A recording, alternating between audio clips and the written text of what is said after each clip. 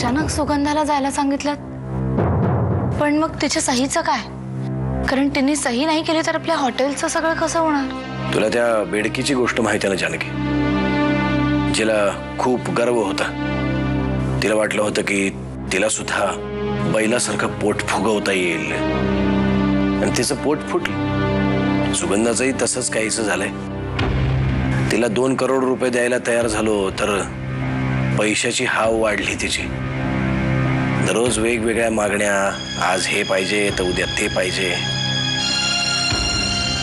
इतके दिवस सहन केलं ना, हीच चूक झाली माझी. एक ना एक दिवस हा इंगा दाखवणारच होतो मी. त्याला त्यांच्या जागेवर ठेवायलाच पाहिजे होतं, म्हणून हा निर्णय घेतलाय. तुम्ही म्हणताय तिला 2 कोटी रुपये देणार नाही, पण तिने आपल्याला त्रास दिला तर? काही करू शकत नाहीत ते. म्हणजे वाड्यावर मालकी हक्क परशूचा आहे, पण सुगंधा त्याची वारस नाहीये. सुमित्रा होती, पण या दोघांनी तिला मारून टाकलं. त्यामुळे आता हक्क आहे तो चिवचा. चिव मोठी होईपर्यंत तिच्या नावाने पैसे ठेवायचे. एकदा का मोठी झाली की तिला बोर्ड ऑफ डायरेक्टर्स मध्ये सामील करून घ्यायचं आणि तिचे शेअर्स तिला देऊन टाकायचे. या सुगंधाला एक छादामाई देणार नाही मी. काय होईल ते होईल. नाही, तुम्ही बोलताय ते सगळं पटतंय मला. फक्त ना कान्हा आणि सुगंधा गप्प बसणाऱ्यातले नाहीये. मला एकच भीती वाटते की ते कोर्टात गेलेत आणि आपल्याला त्रास दिला तर. तसं काही होणार नाही ग.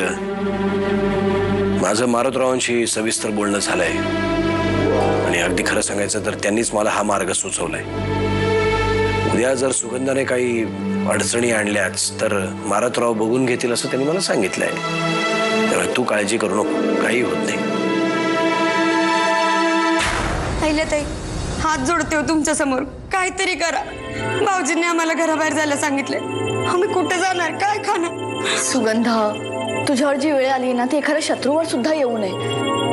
मला खरंच खूप वाईट वाटतंय ग तुमच्यासाठी. अहो पण मग काहीतरी मार्ग काढा ना. मी तेवढ्यासाठी तर आली ना तुमच्याकडं. मी काय करू शकते ग? आईला ते असं काय करताय? अहो तुम्ही बोला ना नरसिंह भाऊजींशी किंवा जानकीशी. अहो हे बघ ना, 4 वाजेपर्यंतची वेळ दिली आम्हाला. तोपर्यंतच काही घडलं नाही ना तर आम्हाला खरंच घरातनं बाहेर जायला लागेल. असं नका करू आईला ताई. हे बघ, मी भाऊजींशी आणि जानकीशी कितीही बोलले ना तरी ते माझं ऐकणार आहेत का? आणि मी इतक्यांदा तुझी बाजू घेतली ना की हे सुद्धा चिडचिड करतात आता. मी तुझ्याबद्दल बोलले असते, पण भाऊजींनीच सांगितलंय की तुझ्याबद्दल एक शब्द सुद्धा बोलायचा नाही. आता मी काय करू? आईला ते तुम्ही तुमच्या बाबांशी बोलून बघा ना. म्हणजे तुमच्या बाबांनी जर नरसिंह भाऊजींना सांगितलं ना तर मग ते काहीच नाही करू शकणार. ते आम्हाला नाही घराच्या बाहेर काढू शकत तुमच्या बाबांनी सांगितल्यावर. अगं मी बाबांशी काय बोलू? कदाचित भाऊजी आधीच बोलले असतील बाबांशी. आणि कसं आहे ना, बाबा परदेशी गेलेत कारखान्याच्या कामासाठी, त्यामुळे मी त्यांच्याशी बोलू शकत नाही ग. जर का कॉन्टॅक्ट झाला असता ना तर मी नक्की बोलले असते त्यांच्याशी. पण सॉरी, मी आता काही करू शकत नाही.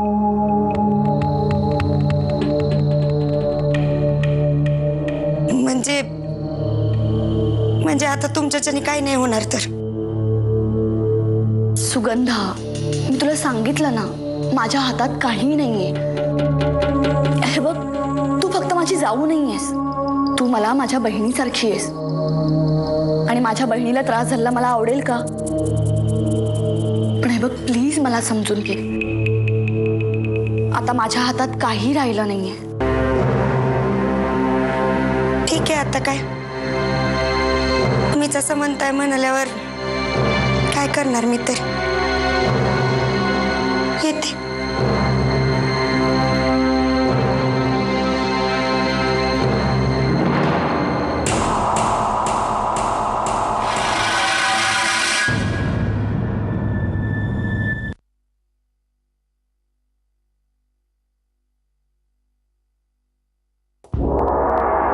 ए सुगंधी, काय झालं? असा काय चेहरा केला तुझा? हा, तुझी विनंती ऐकून त्या आईलेचं काय बरं वाईट झालं का काय? काही नाही झालं त्या आईलेचं. सरड्यासारखे रंग बदलणारी बाई येते. मी आधीच सांगितलं होतं तुला तिच्याकडे जाऊन काही उपयोग नाही म्हणून. नाही ऐकतच नाहीस ना तू. सगळं ना तुझ्यामुळे होत आहे काना. अगा गा गा गा माझ्यामुळं म्या काय केलं? तू काय केलं? पहिल्यापासून सांगत होते तुला 2 कोटी रुपये घेऊ गावाकडे निघून जाऊ, पण नाही. अगं थांब सुगंधा, 2चे 4 होतील, 4चे 40 होतील. द्या आता काय झालंय? तेलही गेले, तूपही गेलं, नाती दुपटणं आलंय आपल्या. ए गपरा, काय माझ्या आता दुपटणं आलेलं नाही आणि येणार पण नाही. मी अजून माझा हुकमाचा पत्ता कुठं ओपन केलाय? काय?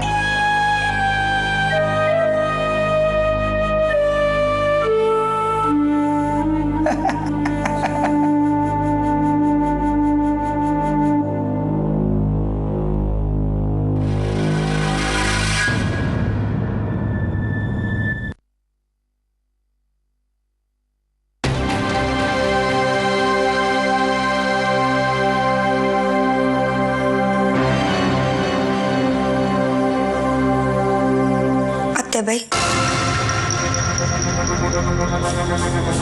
का ग कधी आलीस? बरी आहेस ना? सहजच आलीस ना?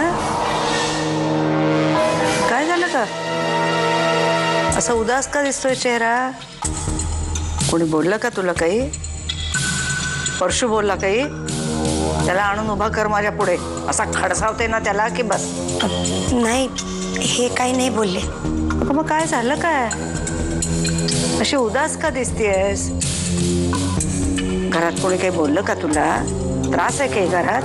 नाही हो, मला काहीच त्रास नाही या घरात, पण या घरातल्या लोकांना त्रास होतोय माझा बहुधा. अगं आता बऱ्या बोलाने सांगशील का काय झालं ते? काय झालंय सगळं स्पष्ट सांग मला. कसं सांगू आत्याबाई? मी तुमचा निरोप घ्यायला आली. रमावतीला चालली. रमावतीला चालली आहेस? बरं बरं, सुखरूप जा आणि सुखरूप परत ये ग बाई. आत्याबाई, परत येण्यासाठी नाही चालले मी, कायमची चालली. अगं काय झालं? बस बस इथे, इथे बस आधी. काय झालं सांग मला. अहो, नरसिंह भाऊजींनी मला घरातनं निघून जायला सांगितले. मला म्हणाले, याच्या पुढे मला तुझं तोंडही बघायचं नाही, कायमची रमावतीला निघून जा. म्हणून तुमचा निरोप घ्यायला आलीये फक्त. चिवला घेऊन निघालीये मी आता. आत्याबाई, तुम्ही किती प्रेमाने वागला तो माझ्याशी. काय मला आईची माया दिली, पण आता ह्याच्या पुढे माझ्या नशिबात नाही ते प्रेम. येते. थांब जरा, माझं बोलणं संपलंय का अजून? मला आधी सांग, नरसिंहांनी असं का सांगितलं तुला? मला काही कल्पना नाही आत्याबाई. त्यांना मी विचारलेलं पण आवडणार नाही ना. त्यांना बहुधा नाही आवडत मी या घरात राहिलेलं. यांचं आणि नरसिंह भाऊजींचंही पटत नाही. यांच्यावरचा राग काढला असेल माझ्यावर कदाचित. काय डोकं बिका फिरलंय का काय नरसिंहाचं? अगं परशूचा राग तुझ्यावर का काढायचा? परशू आहेच एक बाजार भंगार, नाही ते उद्योग करत असतो. अगं पण त्याची शिक्षा तुला का? नाही आत्याबाई, तुम्ही भाऊजींना काही नका बोलू, नाही तर त्यांना वाटेल मीच तुमच्याकडे येऊन रडगण गायले म्हणून. माझं जे काय व्हायचं असेल ते होईलच. आपल्या वाट्याला आलेले भोग थोडी चुकतात. काहीतरी बोलू नकोस. या घराबाहेर जाऊ देणार नाही मी तुला. मी बोलते नरसिंहाशी. तू तुझ्या खोलीत जाऊन बस, हा? आणि अजिबात रडायचं नाही आता, कळलं?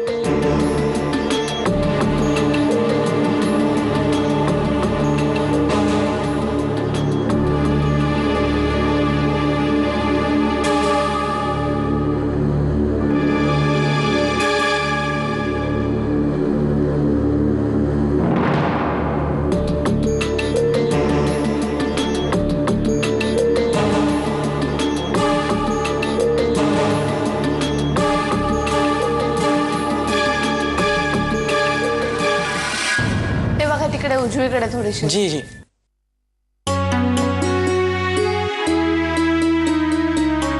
हे बघा हा, तिकडे पण खूप दिसते. हो वहिनी साहेब. काय ग आत्ताच सगळं काढलंस तू काम करायला? अहो नाहीतर मग कधी करायची ना ही सगळी कामं. आला सोडून अमृताला? हो. विमान वेळेवर सुटलं ना? म्हणजे काय सुटलं? अगदी वेळेवर सुटलं. अजून अर्ध्या तासात पोचेल सुद्धा ती बंगलोरला. अगं काय आहे, मला जनरली ना हे विमानांच्या वेळा याच्याविषयी काही भरोसा नसतो. तुला आठवतं ना माझं मागे एकदा असंच गोव्याचं विमान चुकलं होतं. मी अलीकडे ठरवलंय जी वेळ दिलेली असेल त्याच्या तासभर आधीच तिथे जायचं. दुसऱ्या दिवशी सगळी कामं बुडतात ग. आता एक बरं आहे, अमृताची सगळी कामं उद्यापासून चालू होत आहेत. त्यामुळे आता आज पोचेल, आराम करेल, उद्यापासून कामं चालू करेल. काय एक विमान चुकलं तर दुसरं लगेच पकडता येत नाही ना. आणि तू दिलेल्या सगळ्या सूचना दिल्या तिला, काय खायचं काय खायचं नाही, विमानातनं खिडकीतनं हात बाहेर काढू नकोस वगैरे सगळं सांगितलंय तिला. काय हे चेष्टा करायला दुसरं कोणी मिळालं नाही का? अमृताचं सुद्धा नाही, इतकं घाई गडबडीत सगळं ठरलं. तिला काहीतरी खायला करून दिलं असतं तिकडे, ते पण नाही जमलं. बस नाही दिलं तेच बरं आहे. हा विमानातनं हे सगळं घेऊन जाणार होती तिकडे ती. नाही आता अमृता मोठी आहे, तिची काळजी घेईल ना ती. वामन दादा लहान नाहीये, पण कामं चालू असताना हे आणि ती खाण्याच्या बाबतीमध्ये अगदी सारखे, अजिबात खात नाही. बरं ते सगळं जाऊ दे.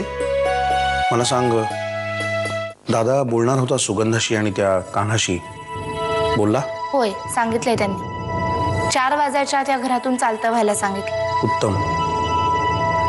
काय होती का त्या सुगंधाची रिॲक्शन? का ह्याही वेळेला दादाशी काहीतरी उर्मटपणे बोलली? नाही, उलट गयावया करत होती, विनवण्या करत होती. म्हणत होती मला या घरामध्ये राहू द्या, मला घरातून बाहेर काढू नका, मी कुठे जाणार, मी रस्त्यावर येईन वगैरे वगैरे सगळी नाटकं. इतके दिवस तिच्यावर दया दाखवली ना तेच चुकलं. आपण जितका चांगुलपणा दाखवलाय ना तितका तिने आपल्याला त्रास दिलाय. त्यामुळे ह्याने जे काही केलं ते बरंच केलं. घरातून चालतं व्हायला सांगितलं, जातील आता दोघंही. नाही तेच बरं आहे. पण तिने काही रिॲक्शन दिली नाही, दादाला ती काही उलटं बोलली नाही, हे जरा मला आश्चर्याचं वाटतंय. पण हरकत नाही. इतका मनस्ताप दिला ना दोघांनी. ते दोघं जण जेव्हा या घरातनं बाहेर जातील ना तेव्हा त्यांचे पडलेले चेहरे बघताना मला समाधान मिळणार आहे जानकी, समाधान. एनिवे तुमचं चालू द्या. पांडू जी तुझं सगळं आवरून झालं की मला चहा आणून देशील वरती? जी.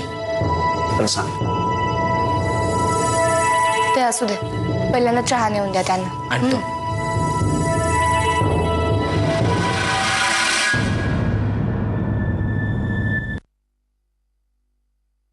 जानकी, सुगंधाला आणि कान्हाला भाऊजी घराबाहेर काढतात असं कळलं? हो. वा, नुसतं ऐकूनच बरं वाटतंय. मी तुला खरं सांगू, हे दोघं जर का घराबाहेर पडले ना तर मी घरात सत्यनारायणाची पूजा घालेन. तुम्हाला कोणी सांगितलं? वामन दादा बोलले का? छे छे, हे कुठले सांगतायत मला. खरं तर सुगंधाच माझ्याकडे आली होती. रडत होती, गयावया करत होती. म्हणे जानकी आणि भाऊजींना सांगा ना मला घरात ठेवून घ्या, माझ्यावर दया तरी दाखवा. पण मी तिला ठणकावून सांगितलं, इतके दिवस या घरात राहिलीस ते खूप झालं, पण आता नाही. घरात राहून आमची अडवणूक करत होतीस ना, तुला दया दाखवायची लायकी नाही. बरोबर बोलताय. सापाची जात येते. इतके दिवस ठेवून घ्यावं लागलं कारण आपला नाईलाज होता. पण हेही बरं झालं की एकदाचा याने निर्णय घेऊन टाकला. हो ना, भाऊजींनी अगदी बरोबर निर्णय घेतला. खरं तर हा निर्णय त्यांनी खूप आधी घ्यायला हवा होता, पण हरकत नाही, आत्ता घेतलाय तेही खूप चांगलं आहे. अहिल्याताई, खरं तर मला तुमचे आणि तुमच्या बाबांचे खूप आभार मानायचे होते. अहिल्याताई, सुगंधाला घराबाहेर काढण्याची कल्पना तुमच्या बाबांचीच होती. एवढंच नाही तर आपल्या घरावर आलेल्या संकटातून सुद्धा त्यांनी आपल्याला सोडवलंय. पैशांची मदत केली आहे, सल्ले दिलेत. खरंच खरंच त्यांचे खूप उपकार आहेत आपल्यावर, आमच्यावर. जानकी, काय बोलतेस तू? उपकार काय मानतेस, आभार काय मानतेस? अगं माझे बाबा काही परके नाहीये. अहिल्याताई, नाही, हा तुमचा मोठेपणा आहे. या घराला मोठ्या संकटातून बाहेर काढलंय तुम्ही दोघांनी. जानकी, पुरे झालं, आता काहीही बोलायचं नाही तू. आज आपल्यासाठी हा आनंदाचा दिवस आणि ही बातमी मला आधी बाबांना कळवायची. त्यामुळे मी लगेच बाबांना फोन करते. येते मी.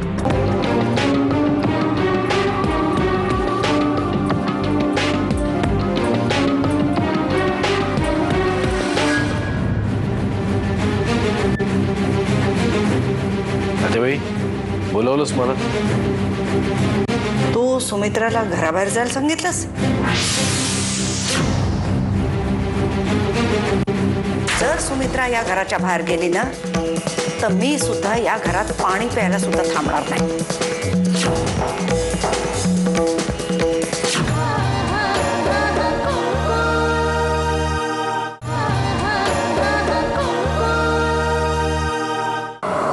बाई तुझा मला फक्त हो किंवा नाही सांग.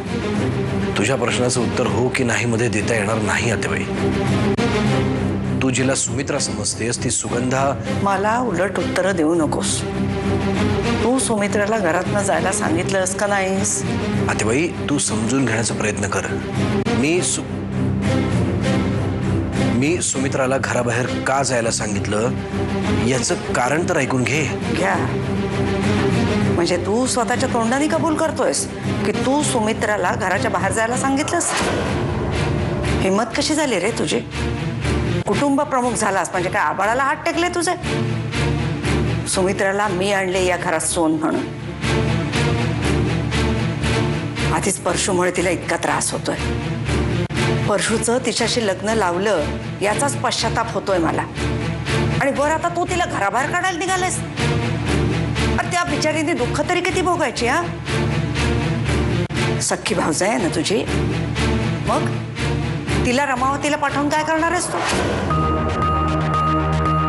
हे एवढं मोठं घर आहे इथे, तिचा काही हक्क नाही का त्याच्यावर? आतेबाई तू माझं ऐकूनच घ्यायला तयार नाहीयेस. परिस्थिती काय आहे ते तुला कळत नाहीये. तुझ्या आजारपणामुळे सुगंधा म्हणजेच बसून ऐकतेय सुगंधा. सुगंधा कोण? हे सुगंधा आपण सुमित्राबद्दल बोलतोय ना, मग का तिचं नाव निघतंय परत परत? तुला कसं समजवायचं तेच कळत नाही आता मला. नकोस समजावूस. सगळं काही कळलंय मला. मनमानी चालली आहे ना तुझी या घरात. तुला एखादा माणूस नाही आवडला ते काढला त्याला घराबाहेर. मग तो रस्त्यावर आला ना तरी चालेल. आतेबाई उद्या मामांना घराबाहेर काढशील, अमृताला घराबाहेर काढशील. आणि सुमित्राने असं काय वाईट केलं रे तुझं? आता परशुशी नसेल तुझं पटत, पण त्याची शिक्षा सुमित्राला का? आतेबाई तू समजतेस तसं काही झालेलं नाहीये आणि माझं काही चुकत नाहीये. मी जे करतोय ते योग्य तेच करतोय. तुला सुद्धा जेव्हा शांतपणे विचार करशील तेव्हा पटेल की माझं काही चुकलेलं नव्हतं. तू कबूल करशील. तिने तुझ्या पुढे येऊन काय रडगाणं गायलंय मला माहित नाही, पण मी एवढंच सांगतोय की ती या घरात राहिली ना तर. त्याआधी मी काय सांगते ते लक्षात ठेव. जर सुमित्रा या घराच्या बाहेर गेली ना तर मी सुद्धा या घरात पाणी प्यायला सुद्धा थांबणार नाही.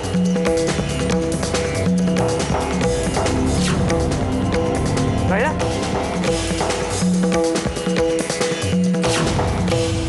तू इथे काय करतेस? आता बाबा काय करतेस? चोरून ऐकत होतेस ना आमचं बोलणं? नाही मी